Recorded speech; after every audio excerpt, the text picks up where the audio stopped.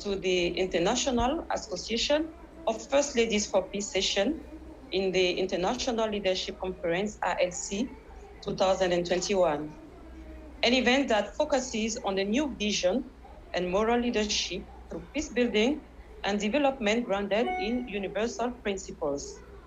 My name is May Sakogay, and I'm Public Relations and Communication Director of Women Federation for World Peace Africa. I'll be your moderator for today's event. Thank you for joining us. It is my great honor to be your moderator for today's program, organized by Women Federation for World Peace International in collaboration with the International Association of First Ladies for Peace, IAFLP, a project of the International Summit Council for Peace, ICP, of the Universal Peace Federation, UPF. The theme of this IAFLP session is the role of First Ladies and women leaders in building bridges of peace and national cohesion. As we all know, women are instrumental in building bridges instead of walls. They are also crucial in preserving social order when there is trouble in the communities. So women play an important role in building peace. Their contribution to peace and security is undeniable. To start our program, let us watch a video introducing IAFLP.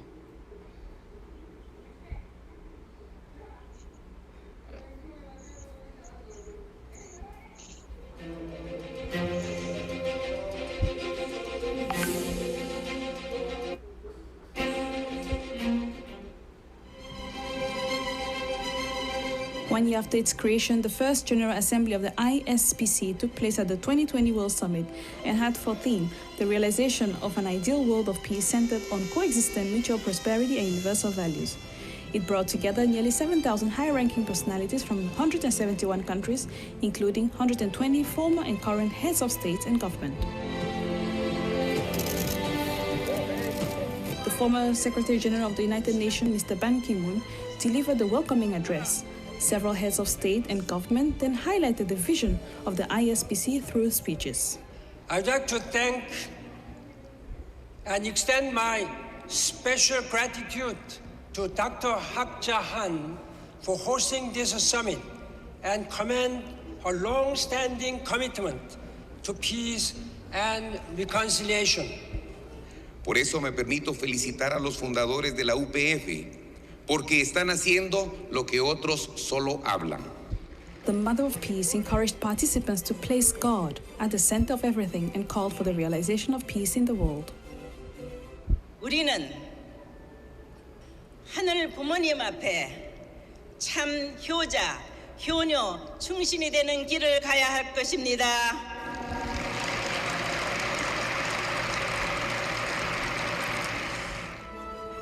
In addition, First Ladies from several countries came together with the same heart and determination as their husbands.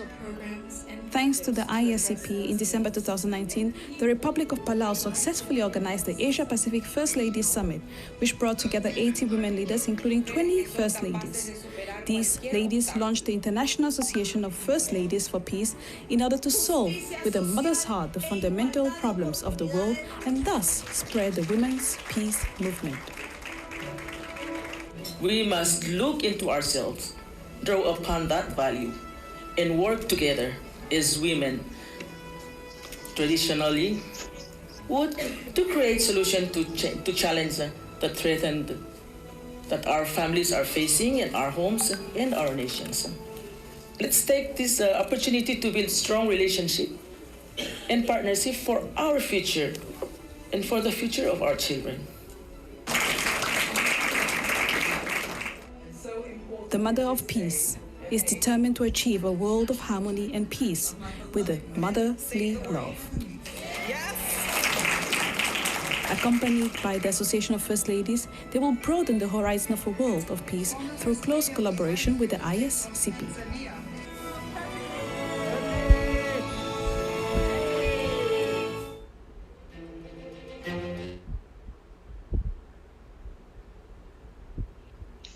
Thank you for watching this video. Now it is time for the opening remarks. They will be given by Mrs. Catherine Rigney. Mrs. Catherine Rigney is the regional chairman of the Universal Peace Federation in Africa. She has lived in Africa since 1975, where she was a missionary in Benin and Cote d'Ivoire in the 70s and 80s, and became national director, then sub-regional, then continental for all of Reverend and Mrs. Moon's organizations in Africa. During these years, she has led educational programs and HIV/AIDS prevention in Nigeria, Uganda, and many other countries. Mrs. Rigney has also initiated and developed immunization programs and primary health care in rural areas, which have benefited more than 1 million children in West Africa. Since 2017, she coordinates the programs of the Universal Peace Federation throughout Africa. Mrs. Rigney is currently Special Emissary of Mother Moon in Africa. As president of the UPF, she visited more than 40 African countries and met the presidents and the main leaders to convey to them the vision and the project for a blessed Africa launched by Mother Moon. People all over the continent express their love and gratitude. Please let us welcome Mrs. Catherine Rigney. Thank you very much, Mrs. Gay, for that introduction. I'd like to begin my welcoming remarks at this moment to our beloved true mother, the Mother of Peace, to our beloved Dr. Julia Moon, President of Women's Federation for World Peace International, to Your Excellency, Madam Maureen Mwana Wasan, former First Lady of Zambia, for Your Excellency, Dr. Patricia Annie Kaliati, Honorable Minister of Gender, Community Development, and Social Welfare of Malawi, Honorable Mamgoshi, Member of Parliament of South African Republic, Professor Dr. Ambassador Onyare, Peace Expert from Kenya, distinguished panelists and participants, ladies and gentlemen, it is truly a great joy for me to welcome you to this special and peaceful session of the International Association of First Ladies for Peace. This is the fourth session of the Universal Peace Federation's ILC 2021 for African region, taking place yesterday and today. I would like to begin by expressing my deepest gratitude to the founder of the International Association of First Ladies for Peace, Dr. Hak Ja Han Moon, for her vision, her sacrifice to create a world that is interdependent, mutually prosperous, and based on universally shared values, one family under our Heavenly Parent. Dr. Moon's daily example of tireless work for peace is an inspiration to literally billions of peace-loving citizens of this world. Also, allow me to warmly welcome and thank Dr. Julia Moon, the international president of the Women's Federation for World Peace, as she agreed to join us in this session, whose theme is the role of First Ladies and women's leadership in building bridges of peace and of national cohesion. Dr. Julia Moon brings the heart and expertise of our co-founder, Dr. Moon, to our webinar this morning.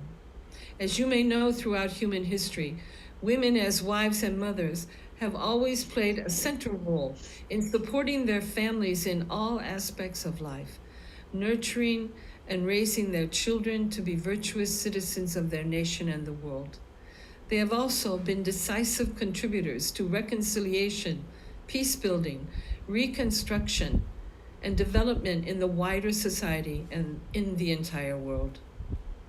We all seek a world in which people of all nationalities, races, cultures can discover their uniqueness and value, learn to love and be loved, and live in peace and harmony as one global family. This is also true in the context of the reunification of the Korean Peninsula. This need and this wish has been expressed throughout the ages by women and mothers who keenly feel the weight and the consequences of war, division, and conflict. A woman's motherly nature, her empathy toward the vulnerable, her preference to work in consensus, her natural bridge-building instinct, her commitment to peace and to defending social justice, and her consideration for the roles of nurturing and healing are but a few of many essential character traits needed to bring harmony and reconciliation to a wounded world. That is why we are here today with these very eminent women leader panelists who are being supported by one gentleman, Professor Onyari, as a peace expert from Kenya, to share with all the participants around Africa and the world the role of First Ladies, the role of women, leadership in building bridges of peace and national cohesion. I would like to express my deepest gratitude to the founder of this international organization of the Universal Peace Federation, Dr. Hak Ja Han Moon, for her vision and sacrifice to create a world that is truly a world, one family under our heavenly parent. I welcome you once again to this session, and I wish everyone and everybody a successful conference and great results. In advance, to the panelists, my sincere congratulations and thanks. Thank you very much, and God bless you. Thank you, Mrs. Rigney, for your valuable message announcing the start of the discussion. Now, I'd like to invite Dr. Julia Moon, President of Women Federation for World Peace International. Dr. Julia Moon has been serving as Director General of Universal Ballet since 1996 and is Vice Chairwoman of the Sanhak Educational Foundation, responsible for the administration of Sanhwa Arts Middle and High Schools and 5 other schools in Seoul, as well as co-artistic director of the Kirov Academy of Ballet of Washington, D.C., and of Universal Ballet Academy in Seoul. In 2010, she was awarded the Order of Cultural Merit Wakwan by the Korean government. In 2012, ISPA, International Society for the Performing Arts International Citation of Merit. In 2017, Sinjong Culture Award by the Korean Ministry of Culture, Sports and Tourism, and in 2018, Seoul City Culture Award. She was appointed as President of Women's Federation for World Peace International in 2019. Please help me welcome Dr. Julia Moon.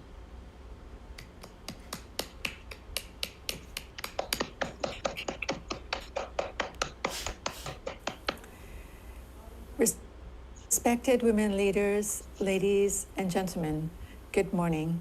I am truly delighted and honored to be with all of you today. On behalf of our co-founder, Dr. Hak Ja Han Moon, I would like to thank the Universal Peace Federation for organizing this International Leadership Conference 2021 with the theme Toward Peaceful Reunification on the Korean Peninsula, Interdependence, Mutual Prosperity, and Universal Values. I would also like to thank our prestigious panelists who will be sharing their insights with us today in this important session of the International Association of First Ladies for Peace for the Africa region with the theme, The Role of First Ladies and Women Leaders in Building Peace Bridges for National Cohesion. Perhaps you are wondering why this conference is discussing issues related to the Pacific Rim and more specifically, Korea. Last year was the 70th anniversary of the outbreak of the Korean War. This war took so many lives and loved ones, not only of the Korean people, but also of innocent young men and women who came from 16 nations, including Ethiopia and South Africa, to fight for a country and a people they did not even know. Without their sacrifice, South Korea would not be the prosperous nation it is today. 70 long years have passed since the war, and yet still, Korea is a divided nation. Furthermore, the conflict on the Korean Peninsula adversely affects relations among the powers in the East and the West, making this conflict a major obstacle to world peace. Much of modern history has been dominated by Atlantic ocean nations through military strength, colonization, and exploitation. Gender-based violence has been a tragic aspect of war in Africa. Armed conflict affects the lives of women differently from that of men, as women carry the burden of maintaining their families and communities in the absence of men during war. The central role of mothers and other female caregivers of children is therefore indispensable. Despite years of effort by the United Nations, this masculine way of maintaining power has not created lasting peace in our world.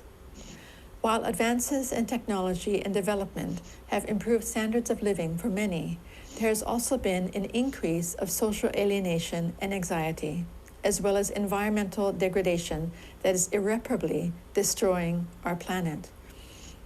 Though humanity has longed and strived for peace throughout the ages, this self-centered culture of violence and dominance, starting from the individual and expanded to the national and world levels, tells us that there is something fundamentally wrong. The co-founders of UPF and WFWPI have devoted their entire lives to the cause of world peace. Since Reverend Moon's passing in 2012, Mother Moon, as she is fondly called worldwide, has continued to pursue their shared dream of creating a world of peace. She brings together heads of state, first ladies, parliamentarians, religious leaders, scientists and scholars, media professionals, artists and businessmen to address the fundamental root causes of the problems of our world. Her message is simple and unchanging. We are one human family under God, our common parent, and the only way to a peaceful world is if each individual, each family, each community and nation lives for the sake of others with God, our Heavenly Parent, as the center. In 2018, when she co-hosted the World Summit in Senegal in cooperation with the government, Mother Moon addressed African leaders, saying that she believed Africa was prepared to begin a new history, going beyond the pain of the past into a bright new future. She advocated an international peace highway traveling from the Cape of Good Hope north through Africa, then to Europe, east to Eurasia and Asia, connecting all the way to Korea. This linkage would improve communications and understanding, helping to create what she called the Pacific Civilization era. Father and Mother Moon understood the unique value of the Pacific Rim, saying that we must not repeat the mistakes of the Atlantic civilization, but go beyond self-centeredness of the past and learn to live for the sake of others, as implied by the word Pacific, which comes from pax, the Latin word for peace. Our world needs peacemakers, and women are naturally suited for this effort because of their God-given, feminine, and nurturing qualities. Mother Moon teaches that the heart of God is our creator, is not just that of a father, but also that of a mother. God is, in fact, our heavenly parent, and thus we are all brothers and sisters in one human family. She urges all people to respect one another as children of our heavenly parent. Mother Moon wants all women in the world to realize and know their own unique value. She also encourages us to focus not only on women's rights, but also to uphold the rights and well-being of all people, building healthy families centered on God. By educating and supporting one another, women leaders can be initiators of peace, practicing true love and living for the benefit of others. African women have displayed a gift for teamwork, going beyond differences of age, social class, and background to overcome the ravages of war. In Rwanda, after the genocide of 1994, women had to take leadership positions in government and civil society because of the loss of so many men. Their ability to work together brought the country back from disaster. The Liberian women's group called Mass Action for Peace brought about an agreement during stalled talks and achieved peace after a 14-year civil war. A notable woman who utilized her skills in the pursuit of peace was U.S. First Lady Eleanor Roosevelt. Following her husband's death, she accepted an appointment from President Harry Truman to the fledgling United Nations General Assembly. She went on to serve as the first chair of the UN Commission on Human Rights, and she played an instrumental role in drafting the Universal Declaration of Human Rights, UDHR. Eleanor Roosevelt used her enormous prestige and credibility to guide the successful completion of the UDHR. After this was adopted, awareness began to grow that certain human rights are inherent, that they pre-exist and stand above the state and all forms of political organization. The International Association of First Ladies for Peace affirms and uplifts the unique and essential role of First Ladies in contributing to peace and development.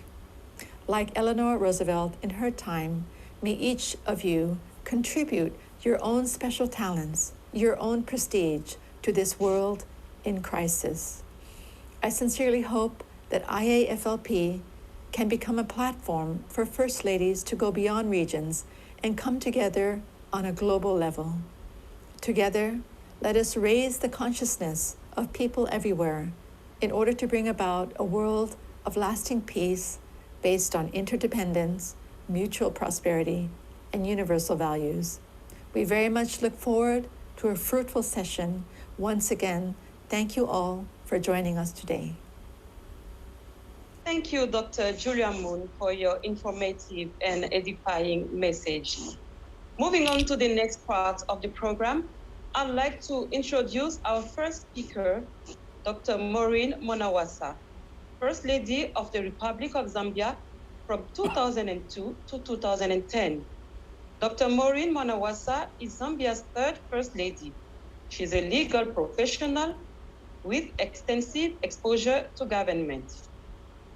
She's a legal professional with extensive exposure to government, international relations, diplomacy, and geopolitics. The office of the First Lady plays a supportive role to the presidency. A key focus of the office is to ensure efficient and effective delivery of the First Lady's projects. She champions and influenced policy interventions in the following key sectors: health, education, poverty reduction, and youth empowerment. I have the pleasure of giving the floor to Dr. Maureen Monawasa. Please, let us welcome her.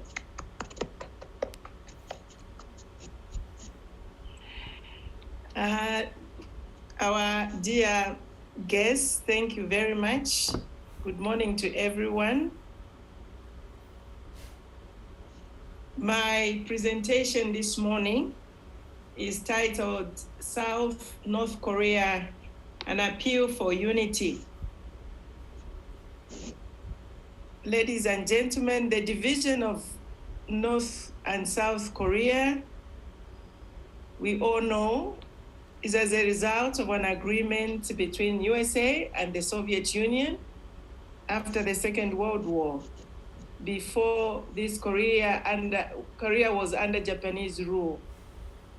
It is now ideologically divided into the Communist North, ruled by the Kim dynasty, and the Democratic South, and there has never been an agreement between the two Koreas to unite since then.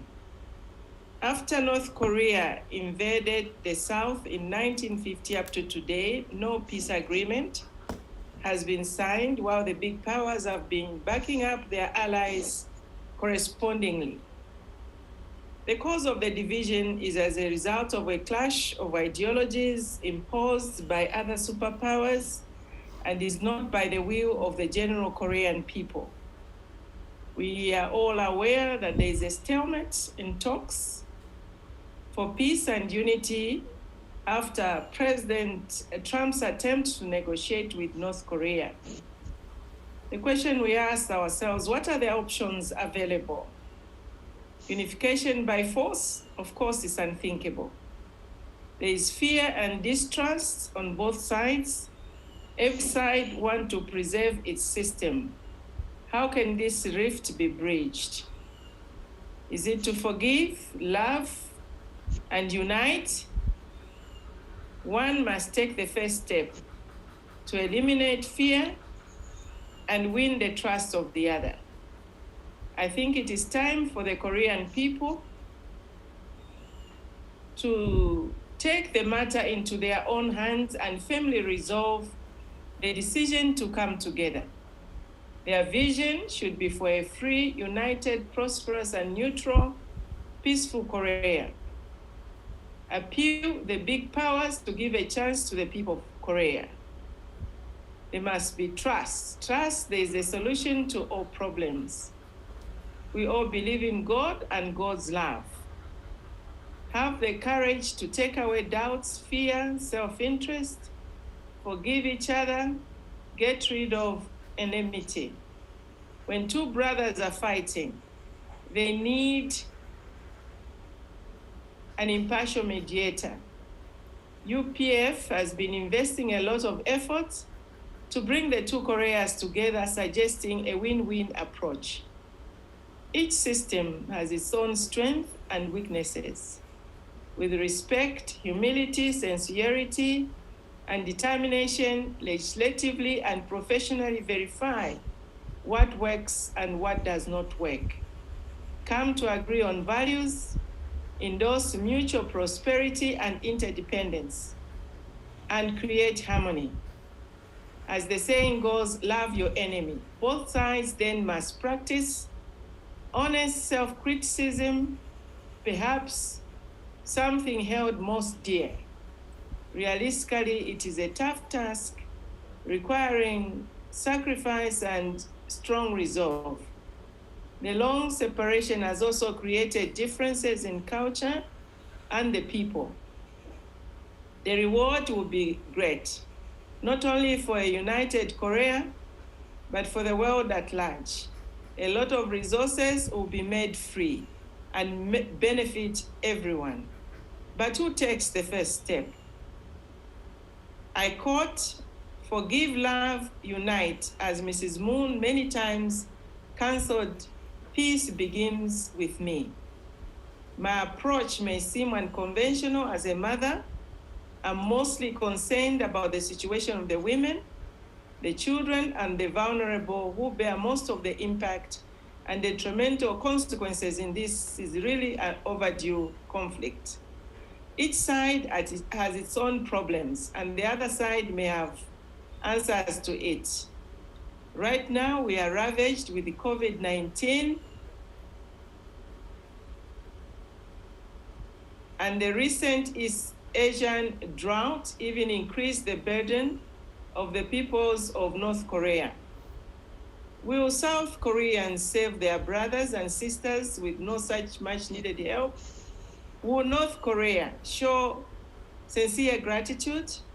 After a long and peaceful history of 5,000 years during which Korea has not invaded another country, Korea's destiny to be united as one family under God.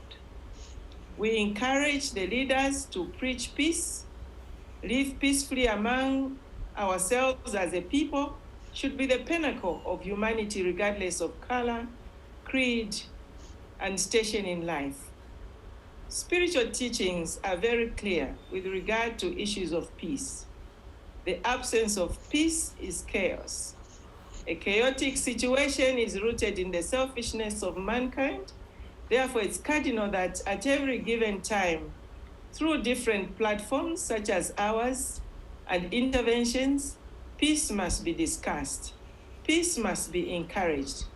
Peace must be inculcated in our lives and in the fabric of our lifestyle. We have many countries under siege with wars, poverty, ill treatment of vulnerable people, and the matter before us is no exception.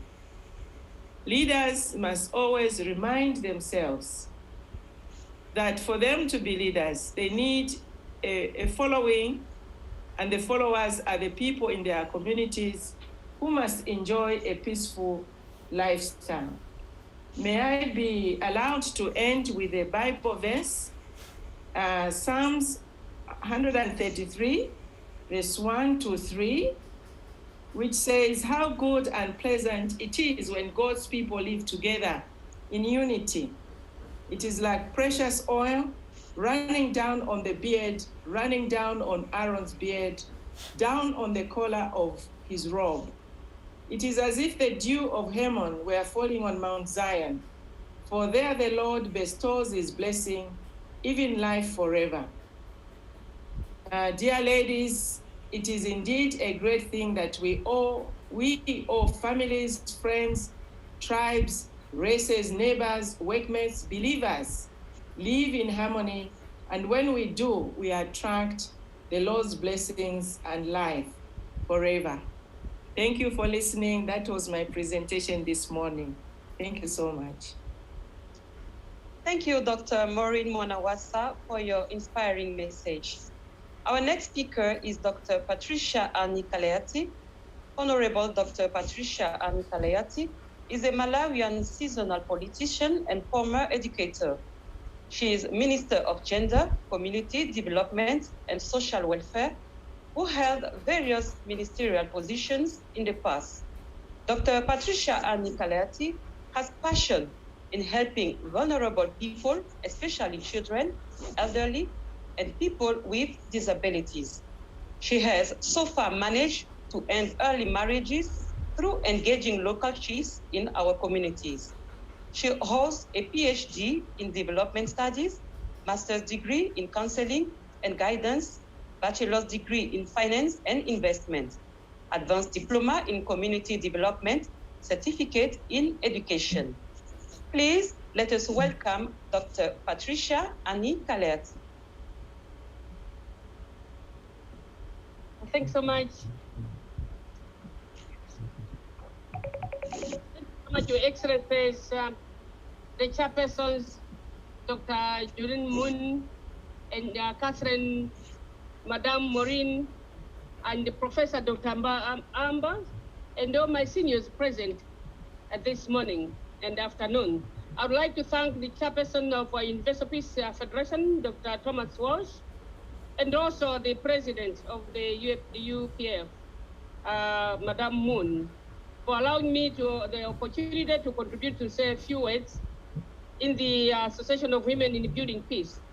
It is a great honor for me and also for all Malawian women to join this high-level meeting whose agenda does not need emphasis to appreciate its importance.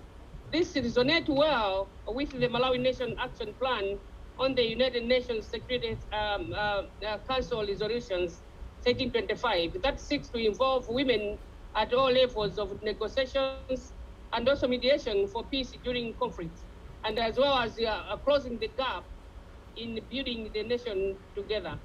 The conflicts between the country's families as well as different groups of people, parliament, and all people have not only disturbed the good relations between the two or among the people, among the groups, among the families and the countries which have a common history, culture, and also language, but has also caused tension among the world global communities.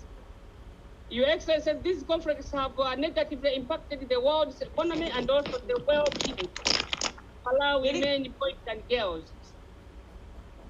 Your Excellencies, the pacification of the countries and also continents, couples, families, groups, parliaments, who promote trade, tourism, economic growth, as well as productivity. All of us as world leaders have a moral duty to promote peace and inclusive society for sustainable development. This is particularly incumbent on all world women leaders. Women leaders are capable of creating a dialogue-friendly environment for peace settlements. Women are often perceived as honest brokers in peace negotiations. Women are there to end the GBVs as we unite and be empowered. Women would like to be supporting each other for the economically empowerment as well as for the economy in terms of the resources to do a lot of business and participating in each and every development agenda. If you talk about the African Union, the European, the AU, as well as the visions and policies which we have in different countries where we are. Women, we need to support each other also in the empowering of in education, health, and all those programs which we have in our different countries. Women are also known to raise social issues in negotiation that help society reconcile and recover. Women leaders can use this to their advantage and begin to engage in peaceful and also open dialogue that will benefit nations' cohesion between countries, families, continents, as well as groups of people. In this way, women leaders can assist in the peaceful resolutions of conflict.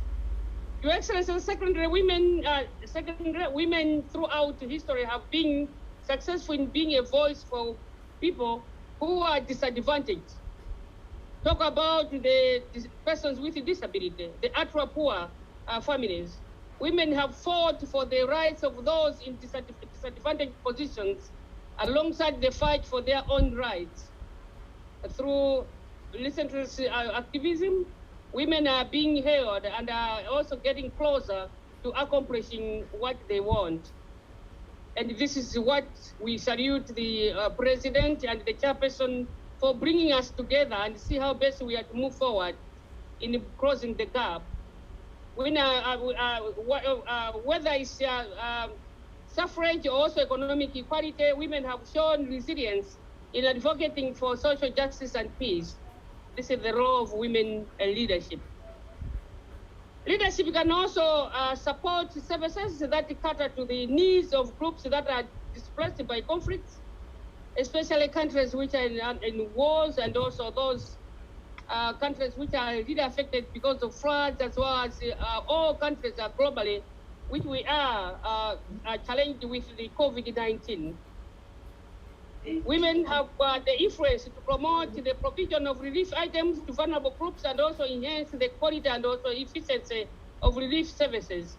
Such action appeals to the hearts of people and promotes an environment for peace and national cohesion. Finally, women leaders are important in building bridges of peace and national cohesion because they can influence gender balance and the decision-making table for peace negotiations. Currently, women only take up a small percentage of those who influence peace negotiations, and the representation of women in this position undermines the stability and also durability of peace negotiations.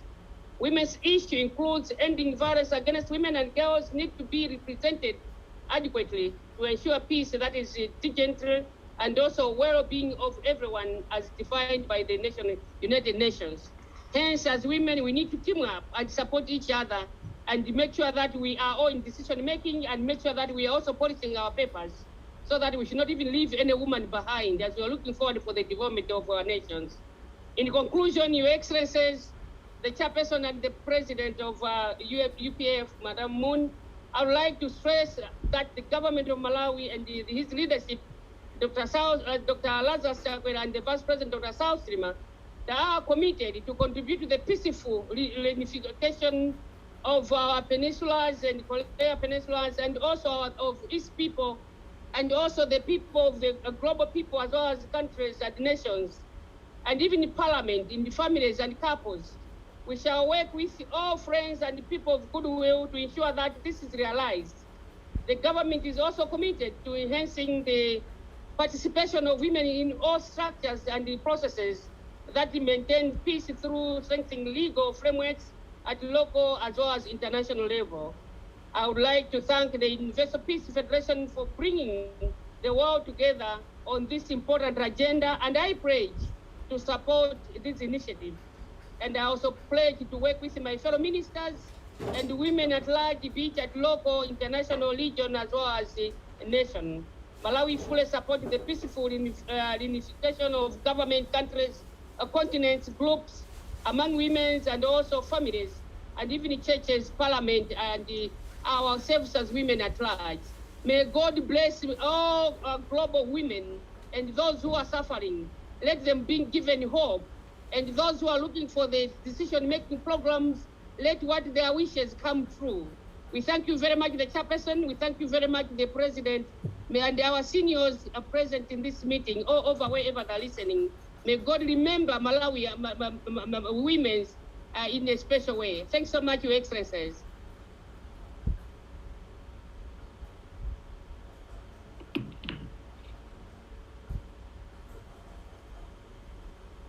Thanks so much, ma'am. Thank you.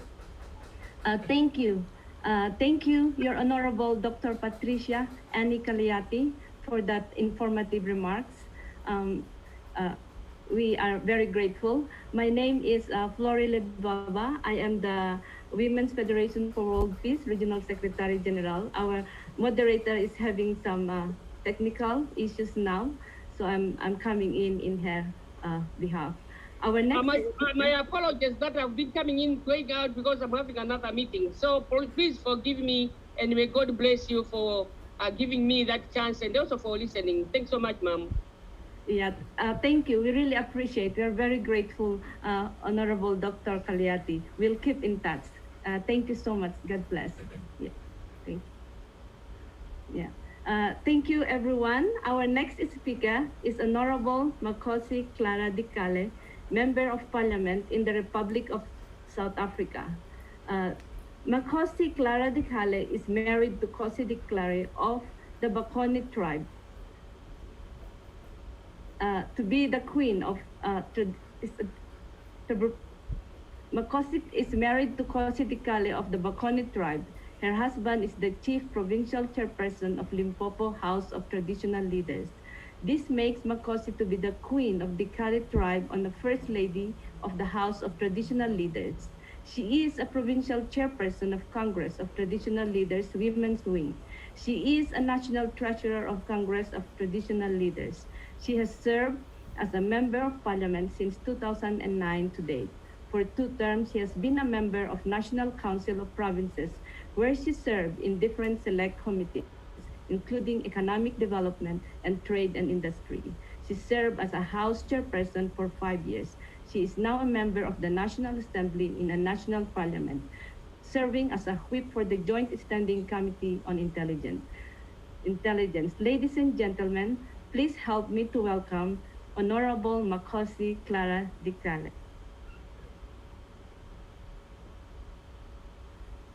Honorable Dikale, it's the floor is yours. Thank you very much, Honorable Orator, the Honorable President of the Women's Federation for World Peace International, Dr. Julia Moon, Honorable former First Lady of the Republic of Zambia, May Maureen Mwanawaza, Honorable Patricia Kaliati, Dr. Patricia Kaliati, Minister of Gender and Community Development, Republic of Malawi, the Honorable President of Peace Society of Kenya, Dr. Jet Onyari, and other orators. Ladies and gentlemen, good morning.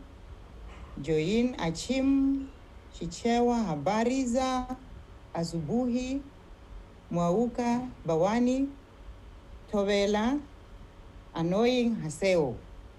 Honorable members, as noted by the chairperson of this gathering, I would like to take this opportunity to cede my sincere gratitude to the House at large and giving thanks for this event becoming a success. We are gathered through this technological platform to uproot the role of First Ladies, of women leadership, building bridges of peace and national cohesion 2021 in an extremely difficult environment after countries declared national state of disasters in the previous year to date to combat the spread of the COVID-19 pandemic. The country and the world at large is at war with the coronavirus. Hence, we're presenting our contributions to this dignified house on a virtual basis. With all our efforts as led by your varied peace and unity-oriented command councils, one has no doubt in mind that we will defeat the spread of this virus to our vulnerable people. In the same extensiveness, we continue to call on all of us to adhere to the regulations that have been put together to get us safe from this virus. Honorable members, As we give full support and motivation for this peace initiative, in representation of South Africa, I would like to take this opportunity to extend our heartfelt condolences to the families of those who continue to succumb to coronavirus. Honorable members, in shelving our views, we strongly believe in working with all nations across the globe to ensure that humankind is in a stress-free state of security and calmness that comes when there is no fighting of war, where everything coexists in perfect harmony and freedom. However, given that peace can be big and small, seen in entire countries of brief moments after a war, countries sign peace treaty, agreeing to not fight anymore, and this is what we hope to see in Korea. As it is commonly known that charity begins at home, we acknowledge that strong women around the globe are those who feel deeply and love fiercely. Their tears flow as abundantly as their laughter. They are both soft and powerful, both practical and spiritual.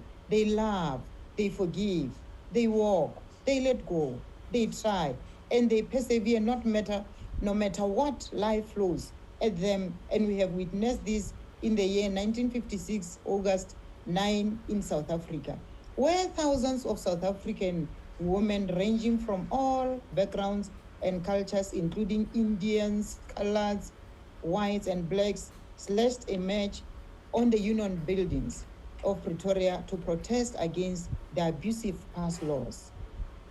The march was led by powerful women in leadership at the time, Lillian Goy, Helen Joseph, Rahima Musa, and Sophia Williams.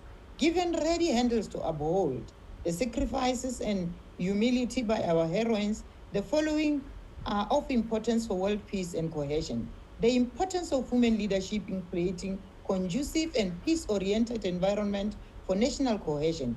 Evidence is clear that increased women participation and leadership in all fields and in political decision-making helps build safer, more inclusive, and more harmonious societies. If we acknowledge and invest in their role as peace actors as well as development actors, there will be circumstances, changes to prevent breakout of conflict, prevent generation, and build better after conflict. Women's participation in decision-making processes improves them. When women are in decision-making positions, often more comprehensive decisions are made, different voices are heard, and a variety of solutions are created. Evidence has shown that women typically invest more of their economic peace dividends into family and community well-being. Women leadership contributes toward a peaceful world, and there is acknowledgement that in conflict-affected backgrounds, women's in communal life conveys credibility to peace processes and negotiations, as their presence and influence is essential for amalgamating divided communities and assembling peace-building actors. We have seen this illustrated in Colombia, where feminist leaders were central to bringing the perspective of women and minorities and the voices of victims to the negotiating tables in Havana. Notwithstanding, women perform a vital role in preventing conflict and building and maintaining peace. Far too often, they are prevented from full participation in peacemaking and peace building. The role of women leadership on the unification of the Korean Peninsula, it is quite saddening that it might still be rough going for women in North Korea on all levels of society. What we see happening with women among North Korean elite leadership is still only a handful of women in that rank of society doing well. How far they can move up is likely limited. Evidence has shown that development and utilization of women in South Korea has been limited. Women's participation in the labor market is low, and their leadership roles in both public and private sectors are limited. Due to the country's paternalistic culture and gender divide, a class ceiling prevails in every corner of society, as organizations in Korea are male-dominated in ways that encourage men's leadership and work styles. Women leaders in the workplace are pressured to act like their male counterparts. Given examination of challenges women leaders face in the gendered workplace, it is recommended that there should be an introduction of Korean government's women friends policies and programs that will bring about more opportunities for women leaders. Immoderate groups are targeting women's rights as a deliberate, devastating method for subjugation and control. Women are drivers of sustainable development and peace, not merely beneficiaries, and women are strategic partners as well. Therefore, I would like to emphasize that true inclusivity and authorization requires that the equal half of humanity, women, be brought to the center of decision-making on sustaining peace and sustainable development in its economic, social, and environmental dimensions. Gender equality is a driving force for the implementation of the 2030 Agenda and an important building block for sustainable peace. Gender inequality and women authorization is one vital force in truth. Reunion and gender justice are both interviewed means and an ends to sustainable peace. Sustainable peace will only be possible if there is equal participation of all citizens, women and men, in the public life of their country and community. Equal representation provides a strong foundation for the development of sustainable peace way forward. Whether supporting intergovernmental processes, individual member state participating states, or women organization together, we must ensure that women of all ages are included and empowered to contribute to sustainable development and peace by involving women in peace processes and make gender expertise available, taking into account women's needs and participation in post-conflict planning process by ensuring that civilian capacity has specialized skills to rebuild state institutions in a way that makes them more accessible to women and girls and less prone to gender-based discrimination, ensuring women representation in post-conflict governance by promoting women's rights to security and justice in the context of rule of law before, during, and after conflicts, by ensuring women's participation in economic recovery. We must engage women and harness their potential if we are to achieve the ambitious vision enshrined in the Sustainable Development Goals. Gloria Arroyo once said, "Our investment in social justice and basic needs are as vital to our future as fiscal and microeconomic reforms. A nation deeply divided will not stand, and it certainly will not move forward." I thank you.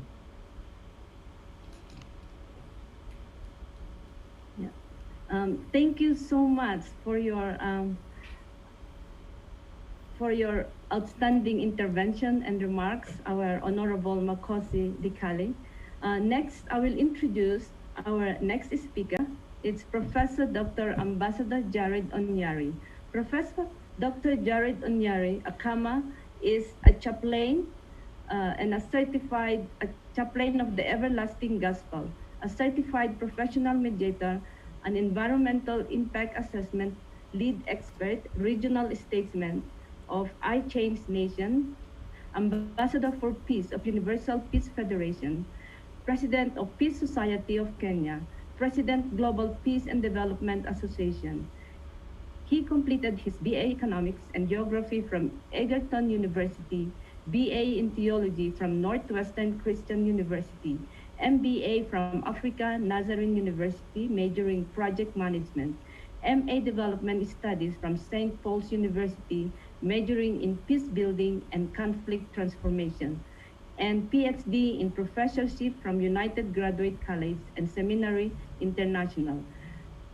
PhD candidate of Kisi University, pursuing PhD now in Peace and Conflict Studies.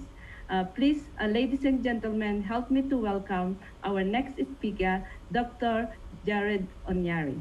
Welcome, Professor.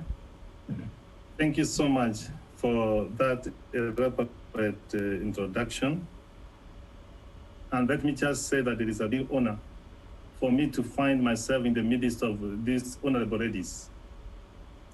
It could have not been possible without my mom, who taught me as I was growing that I should be able to embrace peace.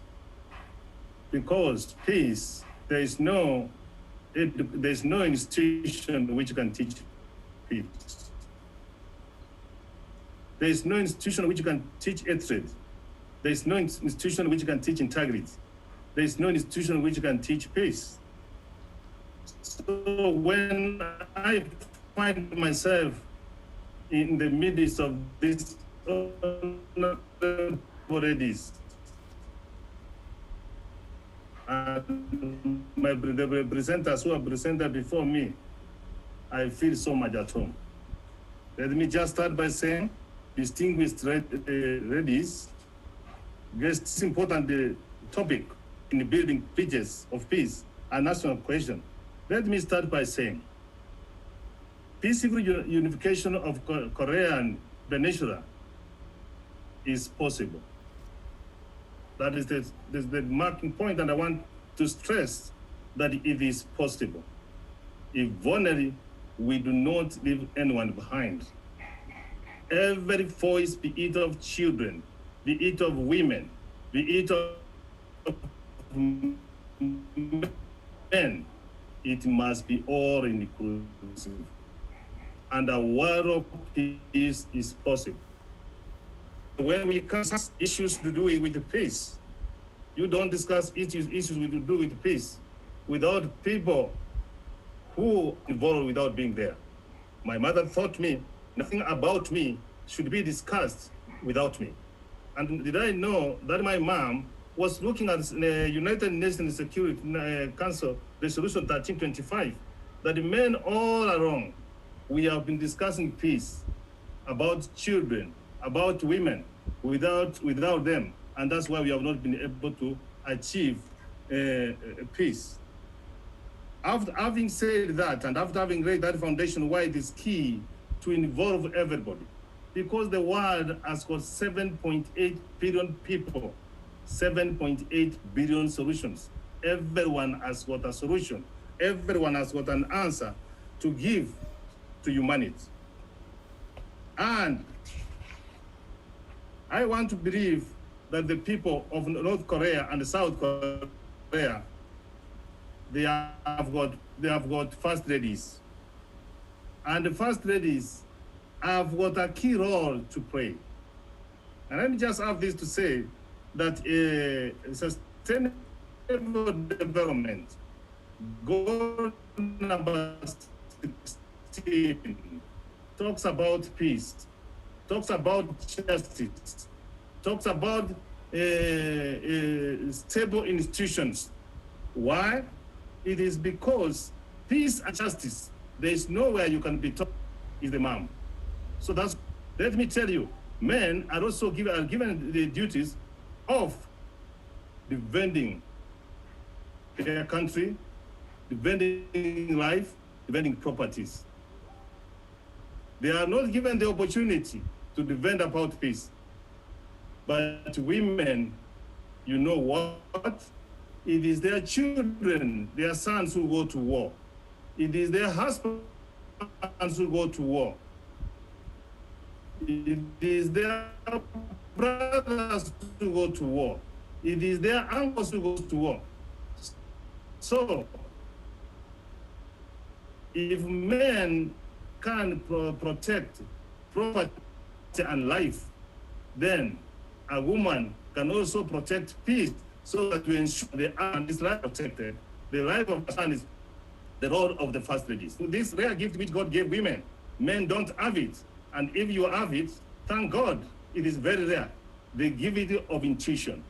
You can feel that something is not good. You can smell, you have got reason, you say you don't like this, and you are right. And the men, because of our masculinity, we can oppress you. But in the long run, we will prove you right.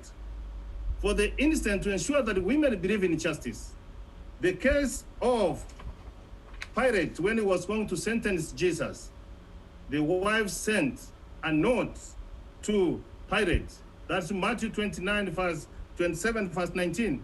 He said, that man is innocent, leave him alone. And the Pilate had to take the water, the basin and the water, and washed his hands and say that this man is innocent. But he went ahead to condemn Jesus Christ to be crucified, which means that the women still can stand for justice. Women as first ladies. And as one of the president of the United States of America, President Harry Truman, he said, I hope someday someone will take the time to evaluate the true role of a wife, of a president, and assess the many burdens he has to bear and the contributions that he makes. You know, they sacrifice to give you a man president to serve the nation, to serve the world. You don't go what they undergo, and that is their role. Role number 2, I want to quote Mrs. Laura Bush. When she was interviewed one day, she said, the role of the first lady is whatever the first lady wants it to be. And I want to use that Kenya as the case study of our first lady, Margaret Kenyatta. In Kenya, we have been having protracted elections where we are having one this presidential candidate and the other. And there are some places our president could not freely go simply because he's a president of the country. But when the mother of the nation, who cares, and she came with maternity to ensure that our children, our mothers give birth safe, she came with beyond of supplying the mobile clinics so that the women can be able to go for maternity. And I could see she could go to every corner of this country and she will be embraced. Even when the president, our president, there are some places he can go and it's not received by that. So what do I want to say? That women can be accepted across all cultures. Women are so much interested to ensure that life goes on. And let me just say that as first ladies, they are the hostess, the hosts, feasters in their homes. And when they host that one homes, and this one, if you take the case study of Mother Washington, she used to host people every other Friday in her home, where people can be able to eat, converse, have social gathering. And it is because of that, those kind of gathering, that people will talk about democracy. People can talk about social justice. People can talk about diplomacy. That's how diplomacy came as a result of the first lady. The second thing I see in the first lady, they are teammates. They govern together with the president. You have had these cases, you meet a man, you discuss, you agree on the way forward, but you come to meet him, this man, on the following day, and you find his seem to have been changed. Why? It is because when he consulted the wife says, you could have not committed yourself into this. And then because of that, we see women are teammates. The success of any leader, man in the world, the women are behind it. The other attribute I see in ladies, and I want the example I've said about Clementine Churchill. She witnessed the First World War. She witnessed the Second World War. And then she was able to advise the husband what kind of countries that the husband should have allies with. And that's why when we are talking about the Korean Peninsula, the unification of Korean, the lady is behind it. Finally, women, first ladies, are the champions of social justice. I am saying about social justice, and I'm using as Elena Roosevelt. What did she do when she was in office? She started a long time before talking about racial equality. She talks about labor rights. She talks about women's rights. She pursued the role at large of ensuring there is social justice. If you pursue social justice in a side, if you pursue fairness, what does that one mean? That the world will be a better place. And I'm saying there will never be peace without development. Development is defined as the process of improving the quality of life of the people. And who do you see behind this? It is women. We are talking about sustainable development. Sustainable development is for us to use the resources of today without endangering the future generation of wanting to use the same resources. And if we need to have peace in the world, we have to have peace with the environment. We are talking about climate change. We have destroyed the environment. We don't want to have a conversation. And as we sit now all over the world, if it is not floods which are heavy killing people, it is because of drought. And the women are very key.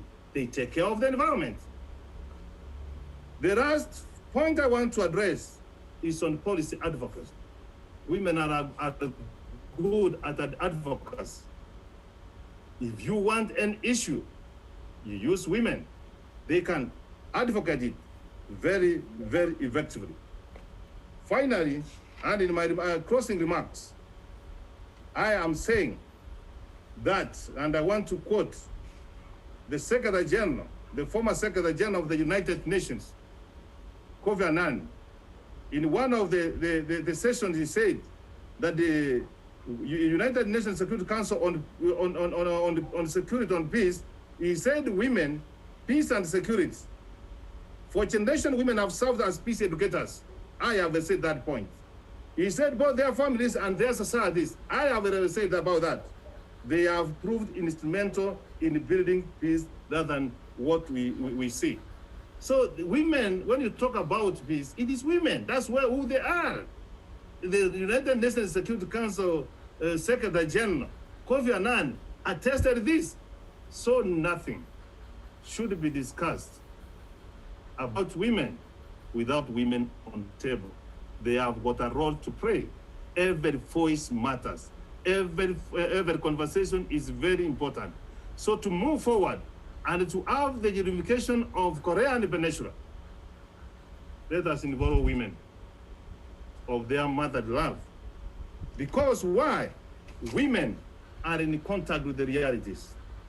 When people go to war, when there is no peace, they lose children, they lose husbands, they become widows, they remain to tender for the community. So women are in contact with the reality. Women know how to care. If you know how to care, you become concerned. And if you have to have concern, you have to have compassion. They have empathy.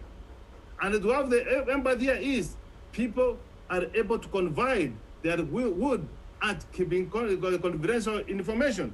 And finally, when you are in contact with the people, you can care, you can be concerned, you can have compassion, that's empathy. It is possible to change the society. The unification of the Korean Peninsula is possible if we involve everyone and not leaving anyone behind. And for the people of Northern Korea and South Korea, it is you to decide what you want to do with your region. And the women have to take their role forward on this. Let us not be the rest of the world as experts of peace, as lovers of peace. We become professional mourners. The people of Northern Korea and Southern Korea should be able to move freely, interact, and enjoy their unalienable rights, the inherent rights which God created us with. I submit. Yeah, thank you. Thank you, Professor Dr. Onyari, for that valuable insight. I am sure everyone in this webinar, all the women, you made them all smile. We are truly indeed at home with you. It means a lot to hear those valuable words about women from a prestigious man as you are. We are grateful. Thank you, sir. Due to the constraint of time, we really deeply apologize that we cannot have the session for Q&A. But I would like to just invite the co-moderator who's supposed to be moderating our questions and answers, Mrs. Tulamsindo Rapoto, to just greet us before our closing remark. Mrs. Rapoto, the floor is yours. Please greet for a minute. Thank you very much, Mama Flori. Let me take this opportunity to say good day to all of you.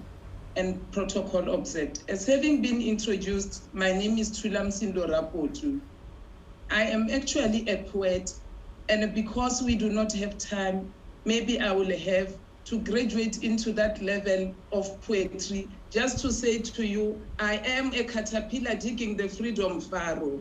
I am the voice of the voiceless. I am the hope of the hopeless.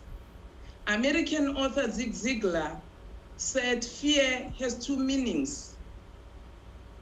Forget everything and run, or face everything and rise. The choice is yours.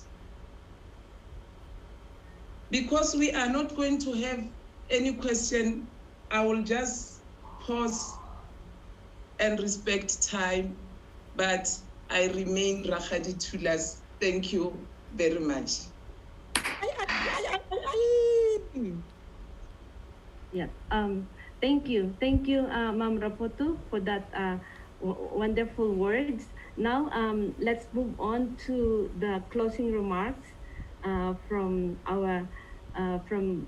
the International Vice President of Women's Federation for World Peace and the coordinator of International Association for First Ladies of Peace in Africa. Please help me welcome Mrs. Susan Kone.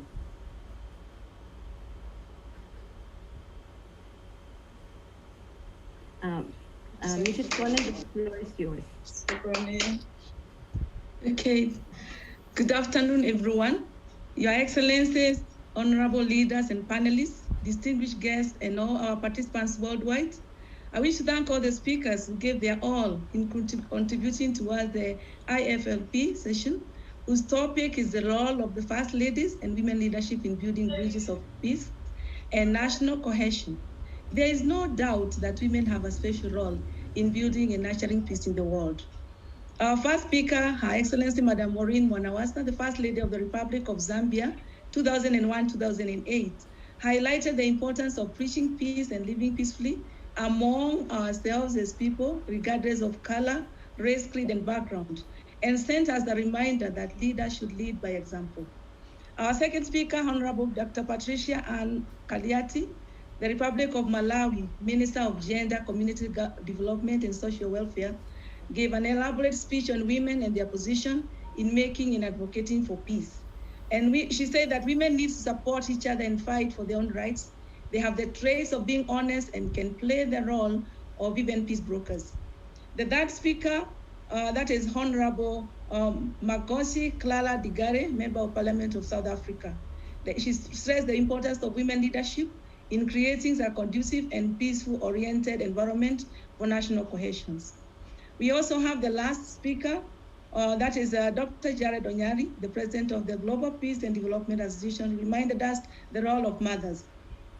He said that the First Ladies and women have motherly nature and they have empathy towards the vulnerable.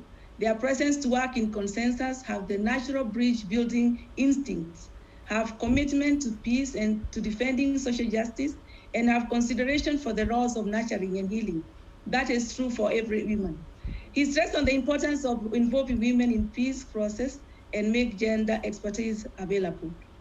As we come to the end of the session, we send our deepest gratitude to the honorable and distinguished panelists, Madam Maureen Mwanawasa, First Lady of the Republic of Zambia, 2001-2008, Honorable Dr. Patricia Ann Kaliati, the Republic of Malawi, Minister of Gender, Community Development and Social Welfare, Honorable Makonsi Clara Digale, Member of Parliament of South Africa, Professor Jared Onyari, an expert of peace and mediation, and the President of the Peace and Development Association. Thank you all for your valuable contribution. Special thanks to the UPF International Chairman, Dr. Thomas Walsh, the UPF Africa Chairman, Mrs. Catherine Rigney, and her formidable team for facilitating this forum, which is a safe space for women who can give their views and air their concerns and also contribute to us getting solutions to global challenges, including the unification of the North and South Korean Peninsula. Also, special thanks to Dr. Moon, the Women Federation for World Peace President, and her staff, and Mrs. Blessy Dakal, the IFLP International Coordinator, for their leadership and guidance. Thank you all, Women Federation Africa leaders, staff and our members, affiliating organizations, partners, friends, and wonderful moderators, and dedicated technical staff. We appreciate you. And to all of you, our super audience who gave this session your undivided attention and participation, a big thank you, and hope to meet you again in the forthcoming events. Now, call to action. Women leaders and our male counterparts can make a difference by uniting as one and speaking with one voice. We can create an impact. We can change history, even in the unification of North and South Korea. Let's have more forums and do more advocacy to change the course of history. Let us unite with our founders, Father and Mother Moon, whose vision and dream of uniting the peninsula and the whole world has never faded. Let's move forward without stopping. Stay well, and stay healthy. Thank you very much, everyone, and God bless you. Thank you.